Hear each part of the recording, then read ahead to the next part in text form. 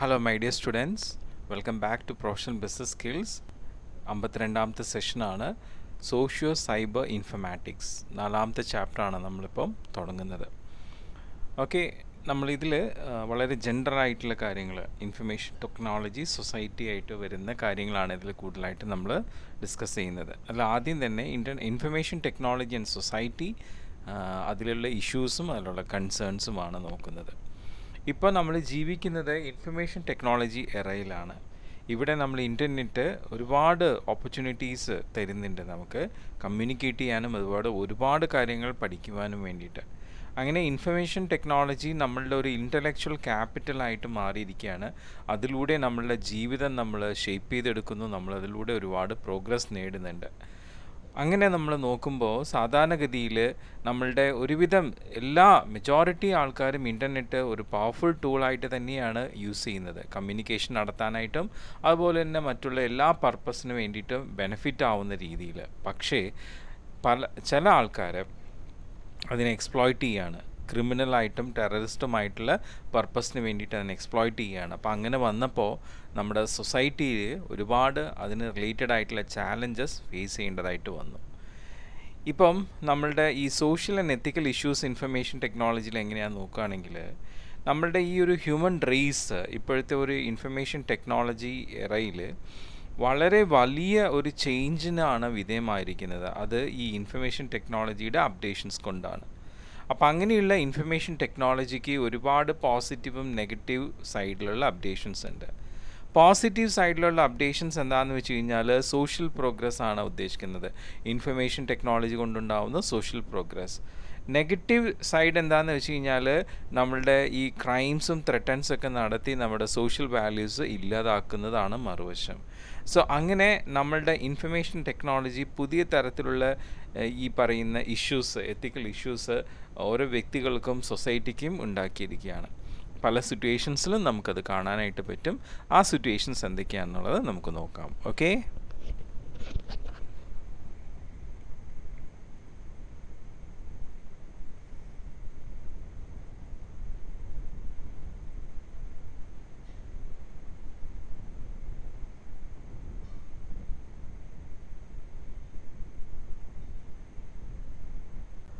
Okay നമ്മളുടെ ഈ privacy and freedom നഷ്ടപ്പെടുന്നു എന്ന് പറയുന്നുണ്ട്. അതൊരു എത്തിക്കൽ ഇഷ്യൂസ് ആയിട്ടാണ് കാണുന്നത്. എന്താണ് പ്രൈവസി? പ്രൈവസി എന്ന് വെച്ചാൽ ഒരു വ്യക്തിയുടെ അവകാശമാണ് സ്വസ്ഥമായിട്ടിരിക്കുക, ആരും തന്നെ ഇൻ്റർഫിയർ ചെയ്യാതെ, ആരും തന്നെ നിരീക്ഷിക്കാതെ സ്വസ്ഥമായിട്ടിരിക്കുന്ന ഒരു അവകാശമാണ് പ്രൈവസി. പക്ഷേ ഇവിടെ നമ്മുടെ ഇൻഫർമേഷൻ ടെക്നോളജി ഈ പ്രൈവസീനെ, ഓരോ വ്യക്തിയുടെ പ്രൈവസീനെയും ഫ്രീഡത്തിനെ ഇല്ലാതാക്കുന്നു എന്ന് പറയുന്നുണ്ട്. എന്താ കാരണം വെച്ച് കഴിഞ്ഞാൽ ഓരോ ഇൻഡിവിജ്വൽസിൻ്റെയും ഈ പറയുന്ന പോലെ ഒരുപാട് ഇൻഫർമേഷൻസ് കളക്ട് ചെയ്ത് സ്റ്റോർ ചെയ്ത് റിട്രീവ് ചെയ്ത് വെക്കുന്നുണ്ട് നമ്മുടെ ഇൻഫർമേഷൻ ടെക്നോളജി. പക്ഷേ അത് ചിലപ്പോൾ മിസ്യൂസ് ചെയ്യുമ്പോഴാണ് ഈ പ്രൈവസി ഇല്ലാതാവുന്നത്. ഇപ്പോൾ ഒരു വ്യക്തിയുടെ പേഴ്സണലായിട്ടുള്ള ഇൻഫർമേഷൻസ് പറയുമ്പോൾ ആ വ്യക്തിയുടെ പേര്, ID card number, debit credit card details, bank account details, ഇതൊക്കെ പല ഡേറ്റാബേസിലും സ്റ്റോർ ചെയ്ത് വെച്ചിരിക്കുകയാണ്. പക്ഷേ ഇത് ചില ചാൻസസിൽ മിസ്യൂസ് ചെയ്യാനുള്ള ഒരു സാഹചര്യം ഇൻഫർമേഷൻ ടെക്നോളജിയിലുണ്ട്. അൺഓതറൈസ്ഡ് ആയിട്ട് ഈ രീതിയിൽ യൂസ് ചെയ്യുന്നത് പലരുടെയും പ്രൈവസീനെ അഫക്റ്റ് ചെയ്യുന്നുണ്ട്. സോ ഇത്തരത്തിൽ പ്രൈവസി, ഓരോ വ്യക്തികളുടെയും പ്രൈവസീനെ പ്രൊട്ടക്റ്റ് ചെയ്യാൻ വേണ്ടിയിട്ട് ഒരുവിധം നമ്മുടെ എല്ലാ കൺട്രീസും തന്നെ അതിനുള്ള നിയമവശങ്ങൾ ഇവിടെ ഫോം ചെയ്തിട്ടുണ്ട്, അല്ലേ? ഇൻഫർമേഷൻ ടെക്നോളജി ആക്ട്, അല്ലേ? അപ്പോൾ അതൊക്കെ ഫോം ചെയ്തിട്ടുണ്ട്. പിന്നെ നെക്സ്റ്റ് വരുന്നത് ഇൻ്റർനെറ്റ് ആൻഡ് പ്രൈവസിയാണ്. എന്താണ് ഇൻ്റർനെറ്റ് ആൻഡ് പ്രൈവസി ഉദ്ദേശിക്കുന്നത്? ഇപ്പം നമ്മൾ ഓരോ ഇൻഡിവിജ്വൽസും ആ ഇൻഡിവിജ്വൽസിൻ്റെ ഇൻഫർമേഷൻസ് ഇപ്പോൾ വേറൊരു സ്ഥലത്തേക്ക് നമ്മൾ എത്തിക്കുമ്പോൾ, പാസ് ചെയ്യുമ്പോൾ അത് പല കമ്പ്യൂട്ടർ സിസ്റ്റത്തിലൂടെ, നെറ്റ്വർക്കിലൂടെ ആയിരിക്കും പാസ് ചെയ്ത് പോവുക. അങ്ങനെ പാസ് ചെയ്ത് പോകുന്ന സമയത്ത് ഓരോ കമ്പ്യൂട്ടർ സിസ്റ്റത്തിനും അതിലൂടെ പാസ് ചെയ്ത് പോകുന്ന ആ ഇൻഡിവിജ്വൽ ഇൻഫർമേഷൻസ് അതിനെ മോണിറ്റർ ചെയ്ത്, ക്യാപ്ചർ ചെയ്ത്, സ്റ്റോർ ചെയ്ത് വെക്കാനുള്ള കേപ്പബിലിറ്റീസ് ഉണ്ട്. പല വെബ്സൈറ്റ്സിനും ഇങ്ങനെയുള്ള കഴിവുണ്ട്, പല സോഫ്റ്റ്വെയർസിനും ഇങ്ങനെയുള്ള കഴിവുണ്ട്. അപ്പോൾ അതിലൂടെ അവരെന്ത് ചെയ്യുന്നുണ്ട്, നമ്മളുടെ ഒന്നും സമ്മതമില്ലാതെ നമ്മുടെ ഇൻഫർമേഷൻസ് കളക്ട് ചെയ്ത് വെക്കുന്നുണ്ട്. ഓക്കെ, അപ്പോൾ അതും നമ്മളുടെ പ്രൈവസീനെ ഇല്ലാതാക്കുകയാണ്. അതിനിപ്പം നമുക്കൊരു എക്സ്പീരിയൻസ് ഉണ്ട്. ഇപ്പം നമ്മൾ ഓൺലൈൻ പർച്ചേസിംഗ് ഒക്കെ നടത്തുമ്പോൾ, സപ്പോസ് ഇപ്പോൾ ഒരു 2 വീക്സ് ബിഫോർ ഒരു ഓൺലൈൻ പർച്ചേസിങ് നടത്തി, എന്നിട്ട് ഇന്നൊരു അതേ സൈറ്റിൽ പോയിട്ട് ഓൺലൈൻ പർച്ചേസിങ് നടത്തി പ്രോഡക്റ്റൊക്കെ സെലക്ട് ചെയ്ത് ഓർഡർ ചെയ്യുന്ന സമയത്ത് നമ്മുടെ പേരിൻ്റെ അവിടെ നമ്മുടെ ഫസ്റ്റ് ലെറ്റർ ടൈപ്പ് ചെയ്യുമ്പോൾ തന്നെ നമ്മുടെ പേര് വരും, അഡ്രസ്സിൻ്റെ ഫസ്റ്റ് ലെറ്റർ ടൈപ്പ് ചെയ്യുമ്പോൾ തന്നെ അഡ്രസ്സ് വരും. അപ്പോൾ ഇതൊക്കെ ആ വെബ്സൈറ്റിൽ എന്താണ്, അത് നമ്മളുടെ ഡേറ്റ സ്റ്റോർ ചെയ്ത് വെക്കാനുള്ള കേപ്പബിലിറ്റീസാണ്, അത് നമ്മളുടെ സമ്മതം ഇല്ലാതെയാണ് ചെയ്യുന്നത്. സിമിലർലി നമ്മുടെ കുക്കീസ് അല്ലേ, ഇപ്പോൾ നമ്മൾ എന്ത് വെബ്സൈറ്റ്സ് എന്തൊക്കെ കാര്യങ്ങൾ വിസിറ്റ് ചെയ്ത് നമ്മൾ അവസാനം ക്ലോസ് ചെയ്ത് കഴിഞ്ഞാൽ കുക്കീസിൽ പോയി നോക്കിക്കഴിഞ്ഞാൽ നമ്മൾ എവിടേക്ക് എന്തൊക്കെ വിസിറ്റ് ചെയ്തു എന്നുള്ളത് ഐഡൻറ്റിഫൈ ചെയ്യാം. അതൊക്കെ നമ്മുടെ പ്രൈവസിയെ ബാധിക്കുന്ന ഒരു കാര്യമാണ്.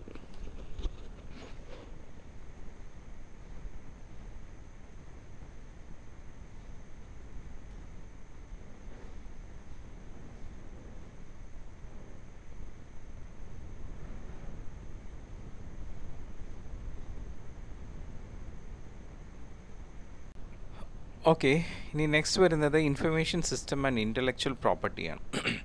ഇൻ്റലക്ച്വൽ പ്രോപ്പർട്ടി എന്ന് പറയുന്നത് എഗെയിൻ ഇതൊരു റൈറ്റാണ്. പല ആൾക്കാർക്കും അവരുടെ ക്രിയേഷൻസ്, അവരുടെ ഓൺ ക്രിയേഷൻസിന് മറ്റാരും ഇൻ്റർഫിയർ ചെയ്യാതെ അവരുടെ അവകാശം അത് പ്രൊട്ടക്റ്റ് ചെയ്യുന്നതാണ് ഇൻ്റലക്ച്വൽ പ്രോപ്പർട്ടി റൈറ്റ് എന്ന് പറയുന്നത്.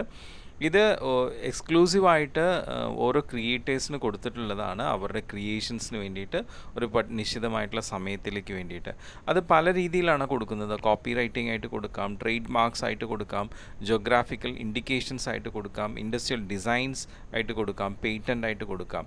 സോ ഇങ്ങനെ ഓരോരുത്തരുടെയും ഇൻട്രസ്റ്റ് അത് പ്രൊട്ടക്റ്റ് ചെയ്യാൻ വേണ്ടിയിട്ട് നമ്മുടെ വേൾഡ് ട്രേഡ് ഓർഗനൈസേഷൻ എന്ത് ചെയ്തിട്ടുണ്ട്, പേറ്റൻ്റ് ആക്ട് ഫോം ചെയ്തിട്ടുണ്ട്.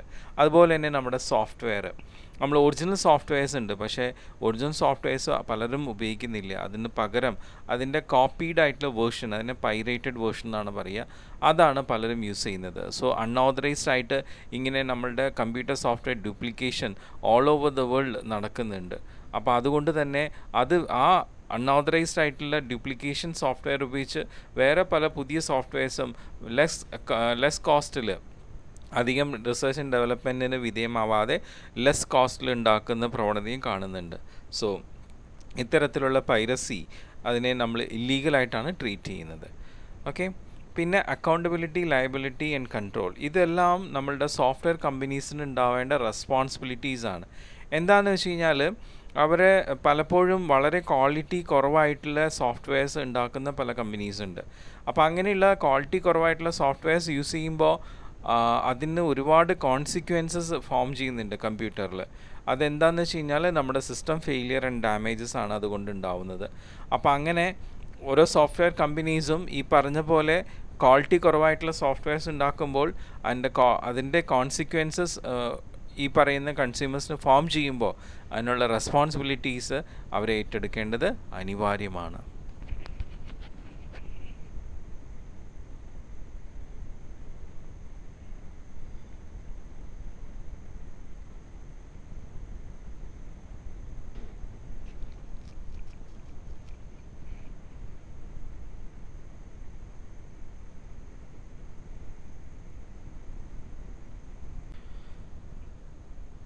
ഇനി വരുന്നത് സിസ്റ്റം ക്വാളിറ്റി ആൻഡ് റിലേറ്റഡ് ഇഷ്യൂസാണ്. അതായത് ഇപ്പോൾ ഒരുപാട് വൈഡ് സ്പ്രെഡായിട്ട് നമുക്ക് കാണപ്പെടുന്ന ഒരു കാര്യം എന്ന് വെച്ച് കഴിഞ്ഞാൽ ലോ ക്വാളിറ്റി ഇൻഫീരിയർ സോഫ്റ്റ്വെയർസിൻ്റെ മാർക്കറ്റിംഗ് ആണ്. അത് ഒരുപാട് സീരിയസ് ആയിട്ടുള്ള ഇഷ്യൂസാണ് ഫോം ചെയ്യുന്നത്. ഇങ്ങനെയുള്ള ലോ ക്വാളിറ്റി സോഫ്റ്റ്വെയർസൊക്കെ നമ്മൾ യൂസ് ചെയ്യുമ്പോൾ നമുക്ക് ഒരുപാട് ഡേറ്റ ഫെയിലിയർ ഉണ്ടാവുന്നുണ്ട്.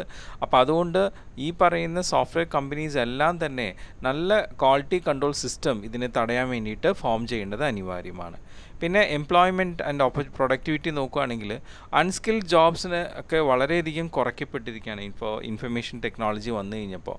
അത് മാത്രമല്ല, ഇൻഫർമേഷൻ ടെക്നോളജി പല പുതിയ തരത്തിലുള്ള ജോബ് ഓപ്പർച്യൂണിറ്റീസും അതിലൂടെ പ്രൊഡക്ടിവിറ്റിയും കൂട്ടാണ് ചെയ്യുന്നത്. പല ടെക്നിക്കൽ സ്കിൽസ് ഉള്ള ജോബ് ഓപ്പർച്യൂണിറ്റീസ് ലൈക്ക് ഇപ്പോൾ data analytics, data entry job അങ്ങനെയൊക്കെ ഉള്ളത്. പിന്നെ ഇൻഡിവിജ്വാലിറ്റി, നമ്മുടെ കമ്പ്യൂട്ടർ ബേസ്ഡ് സിസ്റ്റം ഇപ്പോൾ എല്ലാം കമ്പ്യൂട്ടറൈസ്ഡ് ആക്കുന്നതുകൊണ്ട് നമ്മളുടെ ഹ്യൂമൻ വാല്യൂസ് കുറയാണ്. ഡീഹ്യൂമനൈസിങ് അതുപോലെ ഡീപേഴ്സണലൈസിങ് ആണ് ഇപ്പോൾ സംഭവിച്ചുകൊണ്ടിരിക്കുന്നത്. ഹ്യൂമൻ റിലേഷൻസ് എല്ലാം നെഗ്ലക്റ്റ് ചെയ്യപ്പെടുകയാണ്, എല്ലാം കമ്പ്യൂട്ടർ ബേസ്ഡ് സിസ്റ്റമായിട്ട് മാറുകയാണ്. എല്ലാ ഹ്യൂമൻ ആക്ടിവിറ്റീസും എന്താണ് ഒരു മെക്കാനിക്കൽ ആക്ടിവിറ്റി ആയിട്ട് മാറുകയാണ് ചെയ്യുന്നത്. അങ്ങനെ ഒരു ദോഷവശമുണ്ട്.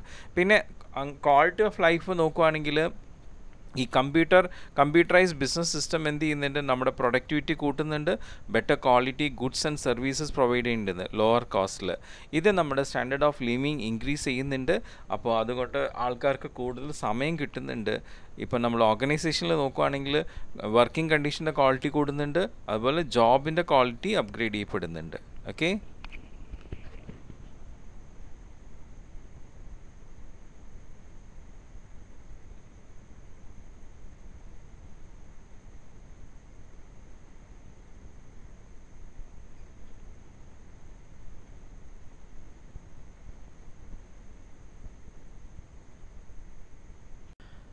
ഓക്കെ.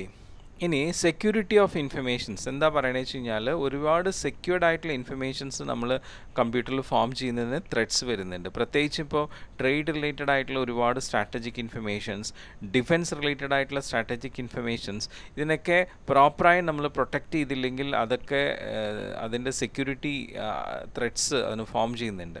പിന്നെ കമ്പ്യൂട്ടർ ക്രൈംസ് ആൻഡ് അബ്യൂസ് അല്ലേ, ഇപ്പോൾ ഒരുപാട് ഇല്ലീഗലായിട്ടുള്ള കമ്പ്യൂട്ടർ ക്രൈംസ് നടക്കുന്നുണ്ട് കമ്പ്യൂട്ടർ ഇൻ്റർനെറ്റ് കൂടെയൊക്കെ.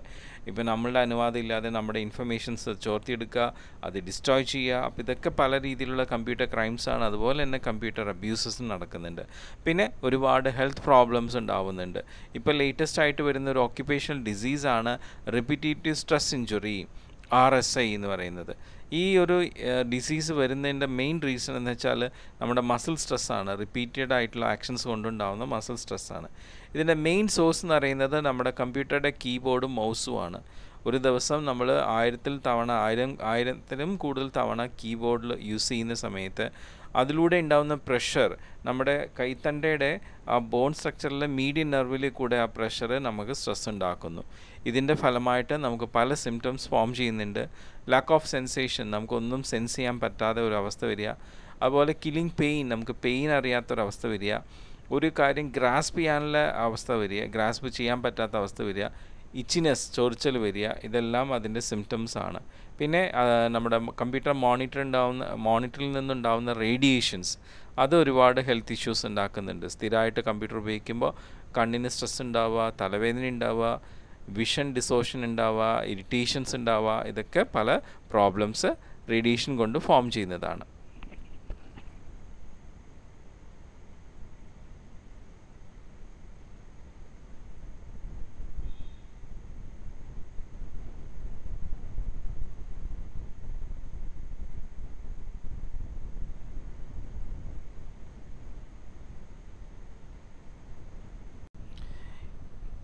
ഇനിയിപ്പോൾ പുതിയ തരത്തിലുള്ള കമ്പ്യൂട്ടർ റിലേറ്റഡ് ആയിട്ടുള്ള ഹെൽത്ത് പ്രോബ്ലമാണ് ടെക്നോ സ്ട്രെസ് എന്ന് പറയുന്നത്. ഈ ടെക്നോ സ്ട്രെസ് എന്ന് പറയുന്നത് മനുഷ്യനിൽ കാണുന്ന സ്ട്രെസ്സാണ്. അതായത് കമ്പ്യൂട്ടറിൽ യൂസ് ചെയ്യുന്നത്. ഇപ്പോൾ IT പ്രൊഫഷണൽസിനൊക്കെ ഉണ്ടെന്നാണ് പറയുന്നത്. അതിൻ്റെ സിംറ്റംസ് എന്ന് വെച്ചാൽ അഗ്രവേഷൻ, അതായത് ഭയങ്കര short tempered, hostility towards humans, പിന്നെ ആൾക്കാരോട് ഭയങ്കര വെറുപ്പും വിദ്വേഷവും, ഇംപേഷ്യൻസ്, ക്ഷമയില്ലായ്മ, ഫട്ടീഗ്, ഭയങ്കര തളർച്ച, ഇതൊക്കെയാണ് തോന്നുന്നത്. അപ്പം ഇത് കണ്ടിന്യൂസ് യൂസ് ഇങ്ങനെ കമ്പ്യൂട്ടറിൽ പോയി കഴിഞ്ഞാൽ അവസാനം ഈ ആൾക്കാർ ശരിക്കും ഒരു ഇമോഷൻ ഇല്ലാത്ത മെഷീനായിട്ട് മാറുന്ന പോലെയാണ് കാണുന്നത്. അപ്പോൾ ശരിക്കും ഹെൽത്ത് ഇഷ്യൂസ് വളരെയധികം സിവിയർ ആയിട്ടുള്ളൊരു ഇഷ്യൂ ആണ് ഫോം ചെയ്യുന്നത് ഇവിടെ.